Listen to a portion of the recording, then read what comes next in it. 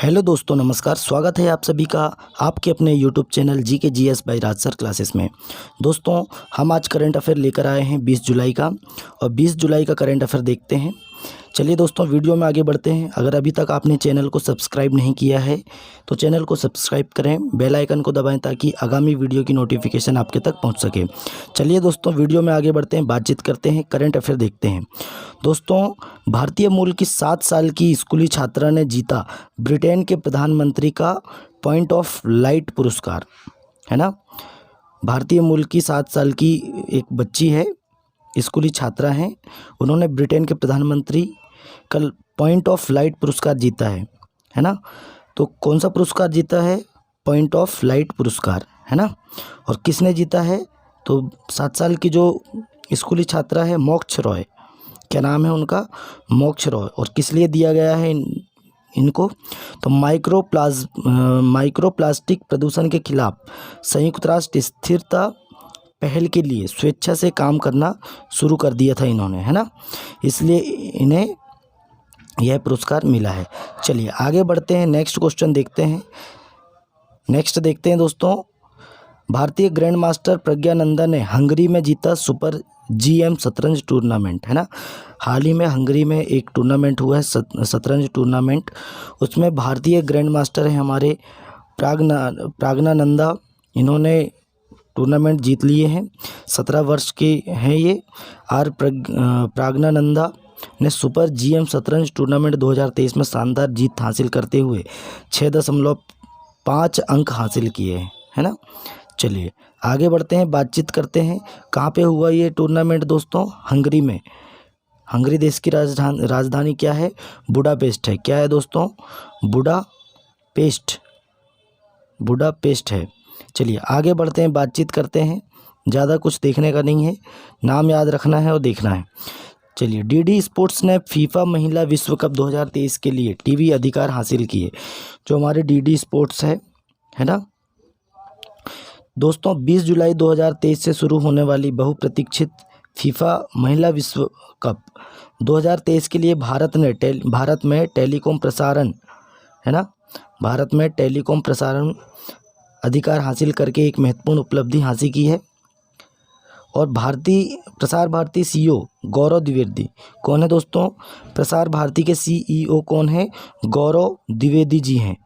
IAS ने कहा कि हमें फीफा महिला विश्व कप 2023 के लिए टेलीकॉम प्रसारण अधिकार हासिल करने पर खुशी है। तो भारतीय जो DD स्पोर्ट्स है, उन्होंने फीफा महिला विश्व कप 2023 के लिए टीवी अधिकार हासिल कर लिए, है ना। चलिए आगे बढ़ते हैं, नेक्स्ट देख लेते हैं। केंद्र सरकार ने IPS अधिकारी मनोज यादव को रेलवे सुरक्षा बल का महानिदेशक नियुक्त किया। तो किसको नियुक्त किया है? रेलवे सुरक्षा बल का महानिदेशक, RPF का महानिदेशक किसे नियुक्त किया गया है? तो मनोज यादव। कौन है दोस्तों? मनोज यादव, है ना। मनोज यादव जी को रेलवे सुरक्षा बल का महानिदेशक नियुक्त किया गया है। और ये दोस्तों, मनोज यादव अब अपनी सेवानिवृत्ति के दिन 31 जुलाई 2025 तक इसी पद पर सेवाएं देंगे, है ना। कब तक रहेंगे ये? 2025 तक रहेंगे। रेलवे सुरक्षा के बारे में देख लेते हैं।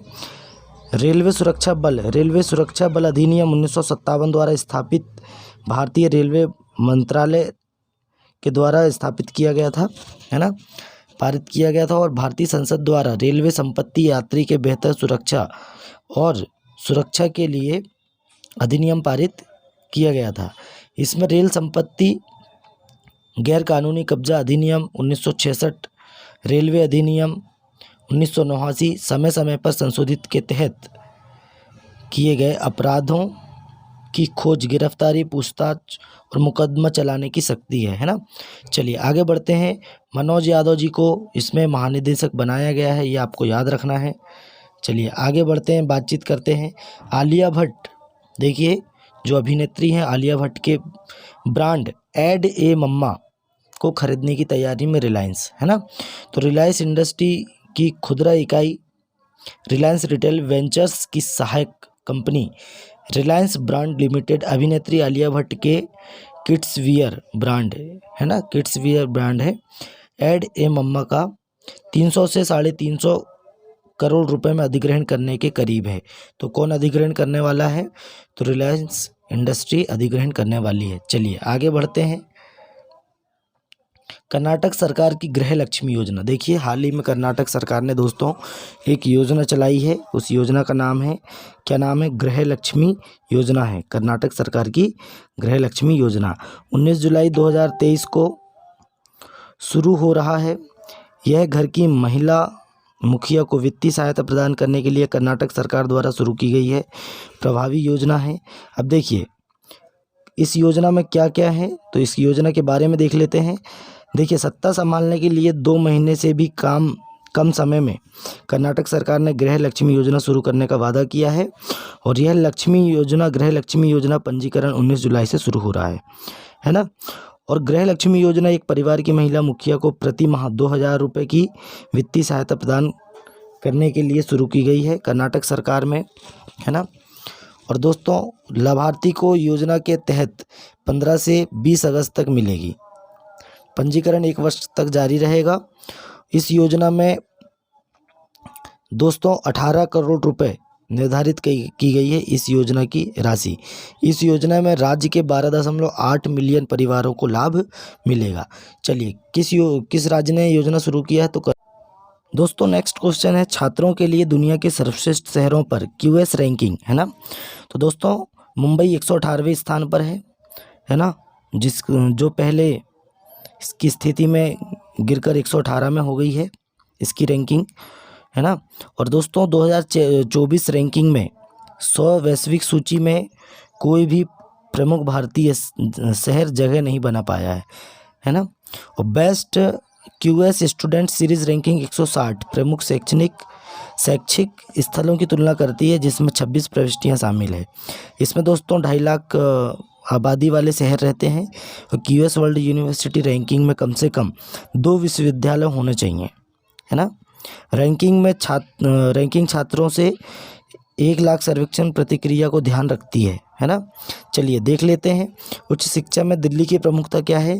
तो दोस्तों विश्वविद्यालय जो है रैंकिंग में सूचीबद्ध भारतीय शहरों में दिल्ली में उच्च शिक्षा संस्थानों की संख्या सबसे अधिक है ना। देखिए 132वीं रैंकिंग है दिल्ली की, ये आपको याद रखना है। मुंबई की 118 और दिल्ली की 132 रैंकिंग है। चलिए आगे बढ़ते हैं, नेक्स्ट क्वेश्चन देखते हैं।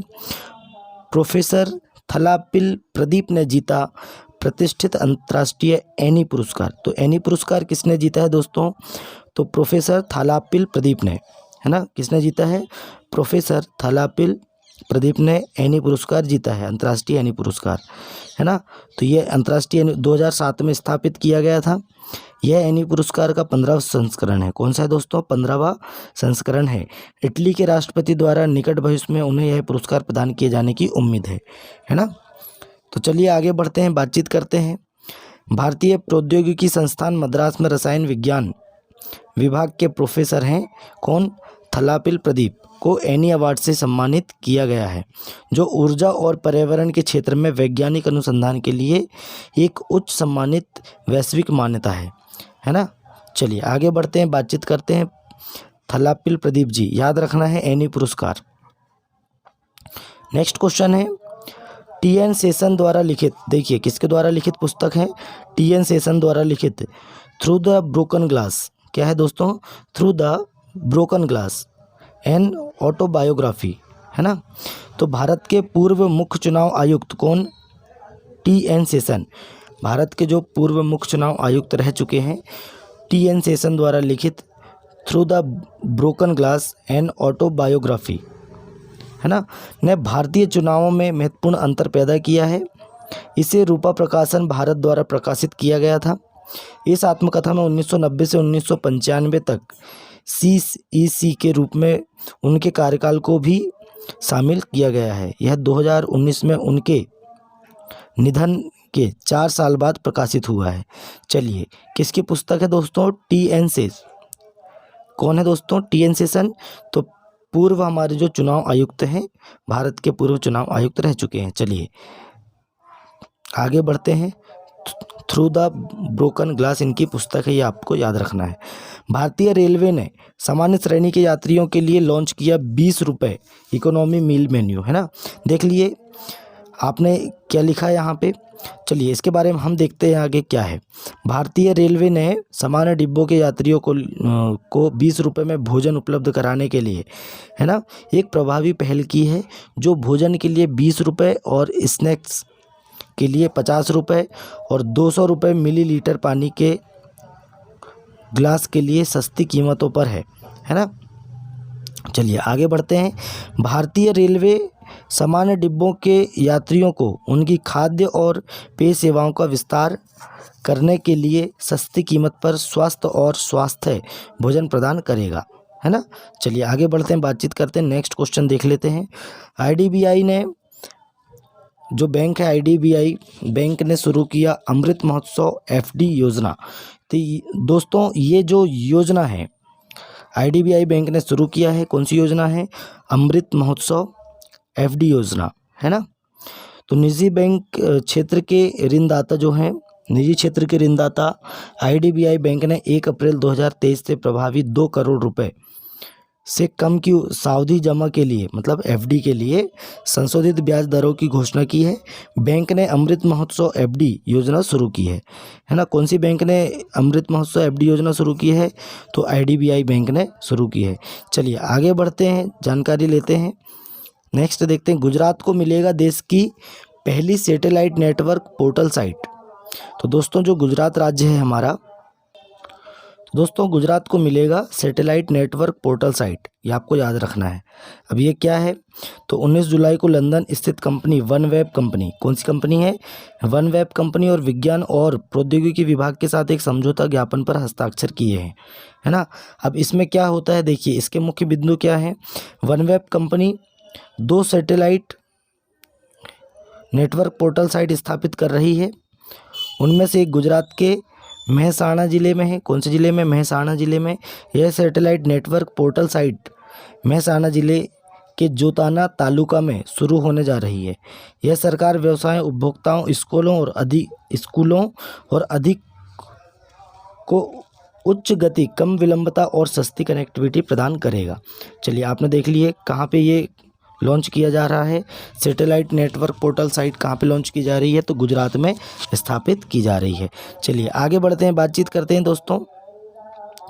पेंटागन को पीछे छोड़ भारत में बना दुनिया का सबसे बड़ा कार्यालय भवन। देखिए दोस्तों, भारत में दुनिया का सबसे बड़ा कार्यालय भवन बन रहा है ना। और देखिए अमेरिका के रक्षा मंत्रालय पेंटागन को पीछे छोड़कर भारत में अब दुनिया का सबसे बड़ा भवन होगा। 80 वर्षों तक पेंटागन दुनिया के सबसे बड़ी कार्यालय इमारत थी, लेकिन यह उपाधि अब गुजरात के सूरत में निर्मित इमारत ने ले ली है, जिसमें हीरा व्यापार केंद्र होगा। कौन सा केंद्र होगा? हीरा व्यापार केंद्र होगा। और दोस्तों सूरत को विश्व की रत्न राजधानी के रूप में जाना जाता है। विश्व की रत्न राजधानी कौन सी है? तो सूरत है, जहां दुनिया के 90% हीरे तरासे जाते हैं। कितने प्रतिशत हीरे? 90% हीरे तरासे जाते हैं। और नवनिर्मित सूरत डायमंड बोर्स में 65,000 से अधिक हीरा पेशेवर एक साथ काम कर सकेंगे। चलिए आगे बढ़ते हैं, नेक्स्ट देखते हैं। सुश्री निवृत्ति राय बनी इन्वेस्ट इंडिया के एमडी और सीईओ। तो जो इन्वेस्ट इंडिया है दोस्तों, उसकी एमडी और सीईओ कौन बनी गई है? तो श्रीमती कौन बन गई है? निवृत्ति रॉय बन गई हैं। देखिए निवृत्ति रॉय इन्वेस्ट इंडिया की प्रबंध निर्देशक और सीईओ के रूप में शामिल हुई हैं। इन्होंने उद्योग और आंतरिक व्यापार संवर्धन विभाग की संयुक्त सचिव सुश्री मनमीत के नंदा, कौन है दोस्तों? मनमीत के नंदा से पदभार ग्रहण कर लिया है। किसकी जगह ली है इन्होंने? तो मनमीत के नंदा की जगह ली है सुश्री निवृत्ति रॉय जी ने। चलिए आगे बढ़ते हैं, नेक्स्ट देखते हैं, बातचीत करते हैं। द्विपक्षीय समुद्री अभ्यास के लिए जाकार्ता में पहुंचे आईएनएस सह्याद्री और आईएनएस कोलकाता, है ना।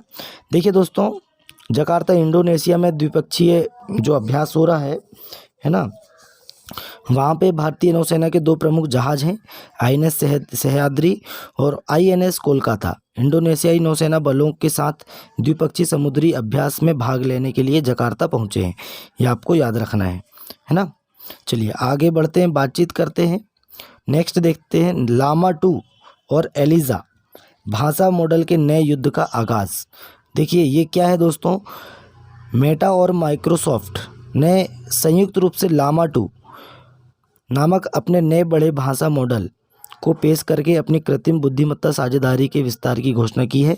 यह अत्याधुनिक भाषा मॉडल अब अनुसंधान और व्यावसायिक उपयोग दोनों के लिए उपलब्ध है, जिसमें यह चैट GPT, ओपन AI और बार्ड गूगल का संभावित प्रतियोगी बन गया है। तो कौन कौन है दोस्तों, मेटा और माइक्रोसॉफ्ट में यह मिलकर कर रहा है लामा 2 और एलिजा, है ना। चलिए आगे बढ़ते हैं, बातचीत करते हैं। राष्ट्रीय आम दिवस कब मनाया जाता है? तो दोस्तों राष्ट्रीय आम दिवस कब मनाया जाता है? तो 22 जुलाई को मनाया जाता है। नेक्स्ट चलते हैं, बातचीत करते हैं। देखिए भारत गठबंधन भारतीय राष्ट्रीय विकास समावेशी गठबंधन, हिंदी में इसका नाम है और इंग्लिश में शॉर्ट फॉर्म है इसका इंडिया, है ना। तो दोस्तों इसके बारे में देख लेते हैं। जो 26 विपक्षी दल हैं दोस्तों, उन्होंने यह गठबंधन किया है, एकजुट हुए हैं और भारतीय राष्ट्रीय विकास समावेशी गठबंधन के लिए खड़ा है।